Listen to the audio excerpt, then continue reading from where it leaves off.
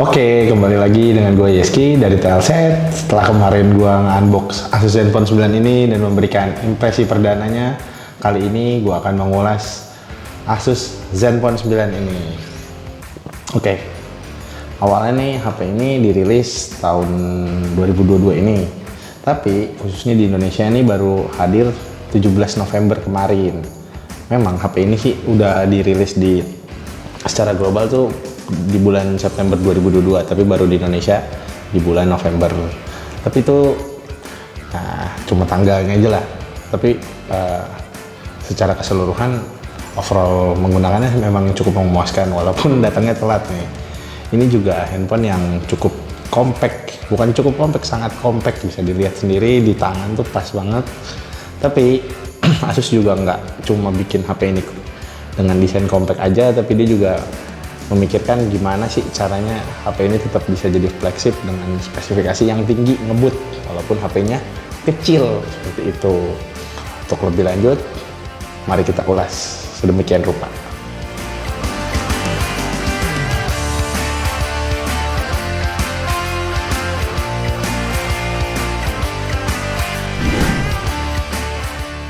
Oke.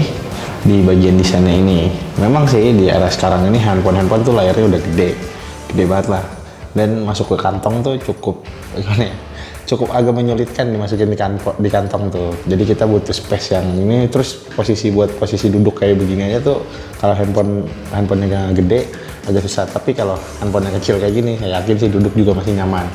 Asus Zenfone 9 ini memiliki dimensi 146,5 kali 68,1 kali 9,1 mm. Nah, dengan bobot 169 gram, yang mana HP ini udah kecil, enteng juga, tapi walaupun enteng kecil, tapi rasa premiumnya tuh masih berasa di sini. Selain itu, di bagian belakangnya juga tuh teksturnya kan pakai bahan plastik nih. Nah, bahan plastik ini nggak cuma sekedar plastik aja, tapi ngasih tekstur kita tuh hand grip yang enak gitu dipasang. Jadi nggak mudah licin kayak bahan-bahan kaca. Terus juga bisa kadang-kadang bunyinya kayak gini ya. Mungkin kalau kalian ingat ada penghapus zaman dulu waktu masih SD, ada penghapus yang kasar. Nah, ini bahannya kayak gitu, kurang lebih sama bagiannya seperti itu. Nah, untuk kelengkapan portnya juga di sini ada port USB Type-C dan juga ada jack 3,5 mm. Nah, jack 3,5 mm ini juga udah banyak dilupain nih, atau banyak dihilangkan oleh produsen lain, tapi Asus tetap masih pakai jack 3,5 mm ini di bagian atasnya. Untuk di bagian atasnya ada jack 3,5 mm aja, di bagian bawahnya nih ada speaker, ada slot SIM card yang single SIM, nggak bisa pakai micro SD ya.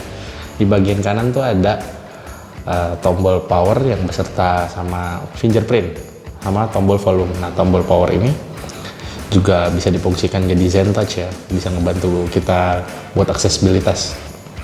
Oke, untuk di bagian belakang mungkin desainnya cukup mencolok tuh, ada dua buah kamera yang sangat gede gitu, melotot kameranya. Yang bisa dilihat secara langsung, kameranya ini beresolusi 50 megapiksel untuk kamera utamanya, seperti itu. Ada juga LED flash.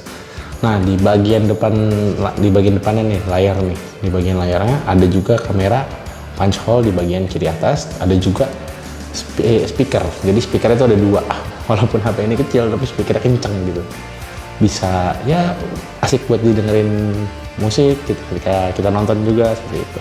Nah, perangkat ini juga buat keamanan punya sertifikasi IP68 yang bisa kalau misalnya tenggelam di kedalaman 1,5 meter kuat selama 30 menit. Nah, itu saya juga kemarin sih udah coba-coba pada saat lagi hujan gunain HP ini. HP ini masih tetap aman, bahkan udah dicoba dites juga di kolam renang. HP ini masih bisa berfungsi dengan aman seperti itu. Nah, untuk varian yang saya pegang ini varian warna hitam, merah saya nyebut karena ada warna merahnya juga, variannya yang cukup ngejreng gitu, ada warna merah, warna putih, dan warna biru, dan varian hitam ini. Jadi sesuaiin lah, kalau kalian pengen warnanya apa, itu mungkin cocok sama kalian. Oke, itu aja dari bagian desainnya. Kita lanjut ke bagian layar. Oke, di bagian layarnya ini udah Asus ini gunain layar tipe Super AMOLED untuk layarnya yang berukuran 5,9 inch dengan resolusi Full HD Plus 1080 kali 2400 pixel. Ya memang sih layarnya Full HD, tapi buat buat sekarang nih pas banget nih. Bahkan yang menariknya lagi, walaupun layar kecil bisa sat-sat karena refresh rate-nya tuh sampai 120 Hz seperti itu. Karena tadi juga ada IP60X, bagian depannya layar ini udah terlindung dari Corning Gorilla Glass Victus. Jadi udah HP-nya aman dari air, dari debu, ini juga layarnya aman, punya Corning Gorilla Glass Victus seperti itu. Penggunaan layarnya emang kecil nih, tapi saya sendiri masih merasa aman buat main game kayak Mobile Legends atau PUBG. Tapi kalau di sisi lain kita nonton tuh terkadang wah layarnya kecil banget, tapi ya so-so lah. Ini bisa kita manfaatin di saat-saat kayak saya suka naik kendaraan umum. Kalau HP-nya kecil kayak gini kan nggak terlalu makan space banyak. Di saat kita lagi rame-rame di kereta gitu, lagi padat, HP ini nggak terlalu makan space banyak, terus juga masih pas lah di tangan gitu. Jadi masih bisa digunain, walaupun kalau pada saat santai di rumah sambil tiduran, sambil berbaring nonton ini, ya HP-nya terasa kecil. Tapi kalau di saat yang tadi pada saat di tempat umum kayak gitu, HP ini tidak mencolok.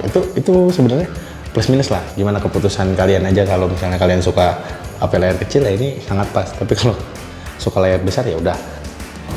Tadi itu kan udah ada kecepatan refresh rate 120 itu sangat membantu banget ketika kita lagi gaming nih.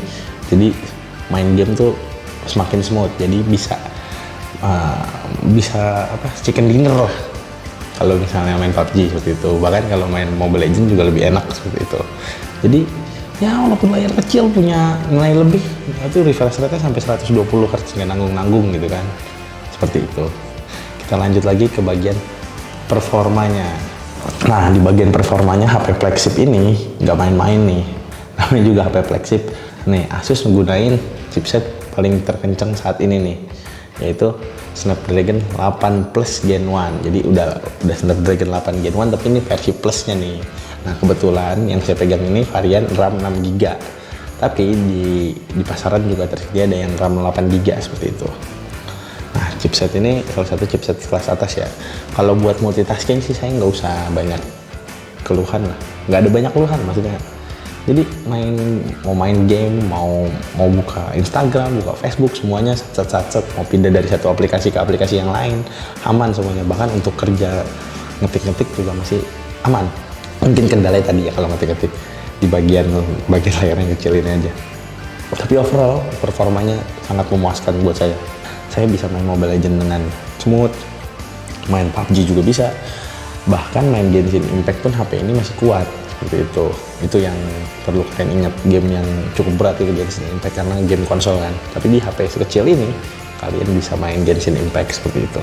Di bagian performanya ini nggak afdol kadang-kadang kalau kita nggak uji AnTuTu benchmark seperti itu. Nah, AnTuTu benchmark di handphone ini saya dapetin skor sebanyak 1.058.120.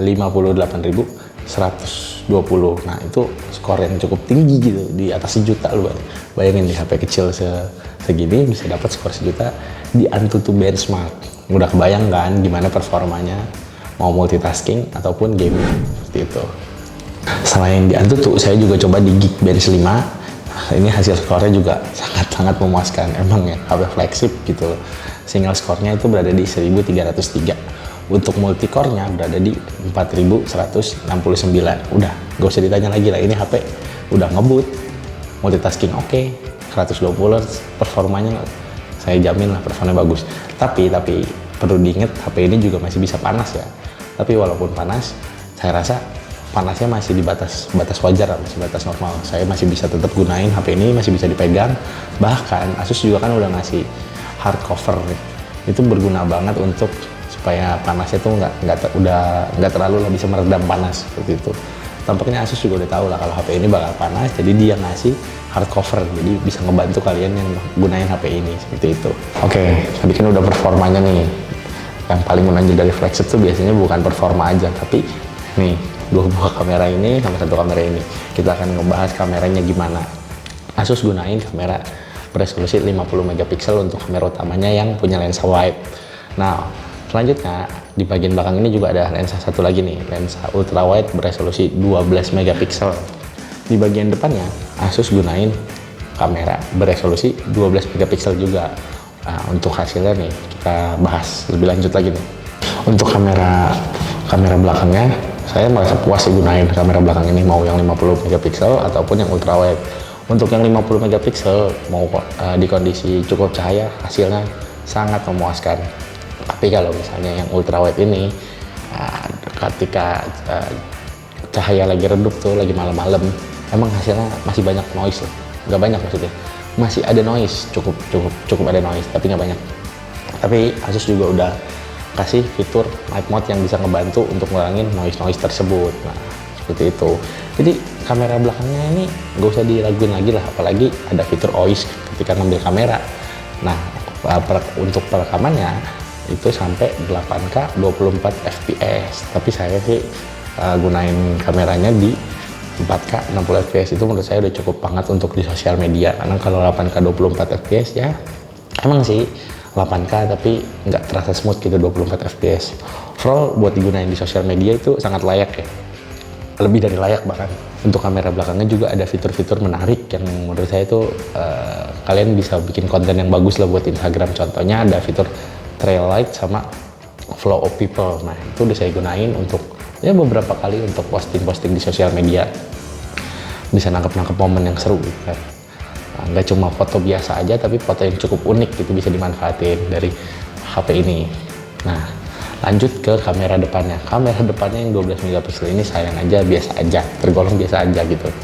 Walaupun biasa aja, tapi perlu diingat untuk kebutuhan video call atau video conference atau Zoom, buat ini semuanya masih layak. Tapi kalau buat di sosial media ya so-so lah, masih oke, tapi maksudnya harusnya bisa ditingkatin lagi. Mungkin ada update software yang bisa bikin kamera depannya tuh semakin lebih baik seperti itu. Ini video HD 60 fps, kurang lebih keren ya. Coba kalau kita posisi cukup cahaya.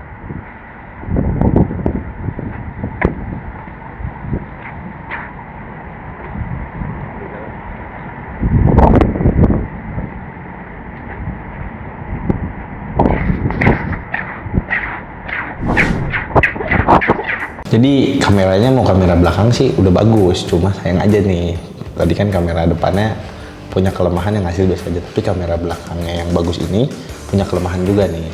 Asus cuma kasih 2 kamera yang nggak ada kamera lensa telefoto gitu, lensa zoom. Tapi menurut saya sih hasil zoomnya juga masih memuaskan. Ada contohnya nih.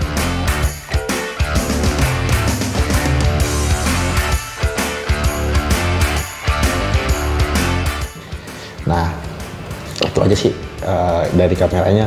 Emang kameranya bagus, sayang aja nggak ada lensa zoom. Walaupun masih banyak noise juga Asus sudah ngatasin itu dengan fitur night mode.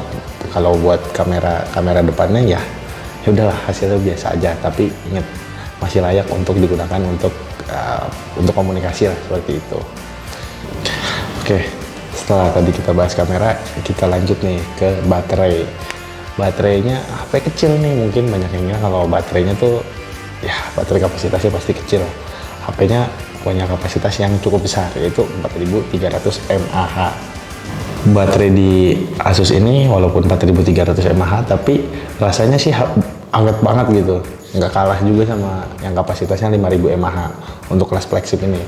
Wah, saya gunain HP ini dalam kondisi di cas penuh ya 100% dari jam 8 pagi ketemu jam 8 malam tuh masih sisa 15%. Itu kan cukup awet lah. Tapi kalau emang mau ngecas lagi, Asus juga udah nyematin fitur fast charging. Fitur fast charging ini berkapasitas sampai 30 watt aja. Emang sih nggak gede-gede banget, nggak kecil-kecil juga, tengah-tengah, tapi itu sangat ngebantu lah buat ngebantu ngecasnya, supaya ngecasnya bisa cepet. Dari baterai dalam kondisi 14% buat nyampe ke 60% tuh saya ngecas sekitar 30 menit. Itu kan waktu yang cukup cepet ya, bisa memangkas lah. Walaupun baterainya kalau tadi terasa kurang cepet habis, itu ngecasnya juga cepet. Nah walaupun kayak gini, tadi tuh skema penggunaan saya juga dari pagi sampai malam tuh terkadang saya main game. Nah sebagai contohnya saya main Mobile Legends nih. Ketika saya main Mobile Legends, baterainya cuma ngabisin sekitar 8%. Itu udah rata kanan tuh, udah kebayang kan gimana awetnya 1 jam saya main Mobile Legends di HP ini, baterainya berkurang 8%. Jadi kayaknya sebenarnya HP ini bingung mau dibilang HP gaming, tapi bukan. Tapi bisa dibilang HP gaming juga gitu. Dan main game rata kanan awet seperti itu. Nah untuk overall baterai sih menurut saya udah cukup awet, baterainya juga gede. Cuma sayang aja sih tadi tuh nggak gede, nggak terlalu gede, nggak terlalu kecil juga. Pengisian fitur fast chargingnya 30 watt, ya udahlah sosok lah. Tapi masih bisa ngebantu tadi kan. Butuh waktu ngecas dari 14% ke 60% dalam waktu 30 menit kan cukup ngebantu kita juga. Nah itu dari baterainya. Nah lanjut ke bagian sistem operasi. Oke, di bagian sistem operasinya Asus sudah ngasih Android 12 nih. Kabarnya sih di bulan Desember HP ini bakal dikasih update ke Android 13. Tapi ini saya bingung nih, ini Zen UI tapi semuanya tuh terasa smooth, kayak rasanya kayak Google Stock gitu. Nggak banyak aplikasi-aplikasi bloatware yang mengganggu, bahkan iklan-iklan tuh nggak ada. Jadi kan di sini kan cukup sangat cukup enteng lah, jadi aman gitu. Apalagi tadi kan udah 120 Hz update. Sistem UI-nya begini, ya udahlah, bikin HP-nya makin smooth. Selain itu di Zen UI juga ngebantu, nih ada Zen Touch yang bisa ngebuka notifikasi, maksudnya dari di atas layar tuh tanpa kita perlu geser begini, tanpa perlu diginin, udah kebuka dengan cara geser aja nih di tombol fingerprint ke bawah, itu bisa buka notifikasi. Nah untuk nutup lagi tinggal ke atas deh. Menurut saya itu sangat ngebantu ya, apalagi buat touchscreen aja kita tinggal 2 kali begini, itu udah bisa screenshot. Untuk ketuk 2 kali di belakang udah bisa screenshot. Nah menurut saya sistem operasinya overall bagus, cuma kalau bisa sih dikasih jangka waktunya cukup panjang lah, lebih bisa, kemungkinan sih sampai Android 14, tapi kalau bisa lebih itu jadi nilai plus ya. Walaupun begitu aplikasi di sini karena sistem Androidnya terasa smooth kayak Google Stock, ya udah aman lah, tidak ada masalah, tidak ada keluhan, bahkan Zen Touch-nya ngebantu gitu. Oke, itu dia segala macam mengenai Asus ZenFone 9 ini. Kita lanjut ke kesimpulan aja nih. Kesimpulannya, HP ini sangat direkomendasikan buat kalian yang suka HP compact.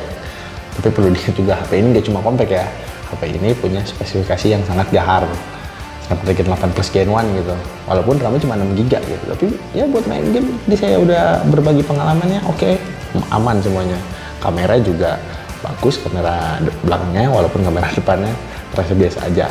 Buat baterainya awet, cuma pengisian cepatnya aja cuma sampai 30 watt, tapi itu masih bisa ngebantu lah. Sistem UI-nya juga sangat smooth ya, sangat enteng, gak banyak bloatware, jadi semuanya terasa enteng. Menurut saya sih buat kalian yang nyari HP compact ini sangat direkomendasikan ya, karena kan HP ini bisa masuk kantong dengan mudah gitu, nggak mengganggu. Terus feel desainnya juga enak, udah pakai bahan kayak begini, nggak licin, nggak banyak bekas juga sidik jari seperti itu, nggak mudah kotor. HP ini dengan varian RAM 6GB, internal 128GB dijual Asus di harga Rp7.999.000. Nah, untuk varian lainnya nih yang versi lebih tingginya dengan RAM 8GB, terus internal storage-nya 256GB, itu dijual seharga Rp9.999.000. Nah, itu dia harganya. Mungkin kalian yang berminat HP ini bisa langsung aja cek HP-nya ya. Oke, itu dia review Asus ZenFone 9 dari saya. Terima kasih juga udah nonton video ini. Saya juga udah kasih info mengenai harga dari Asus ZenFone 9 ini. Mungkin buat kalian yang minat, kalian bisa langsung beli, ataupun semuanya kembali ke kalian ya, keputusan kalian untuk beli HP ini setelah menonton review ini. Nah, terima kasih juga udah nonton video ini. Sampai jumpa ke video-video berikutnya. Saya Yeski dari Telset, pamit. Bye-bye.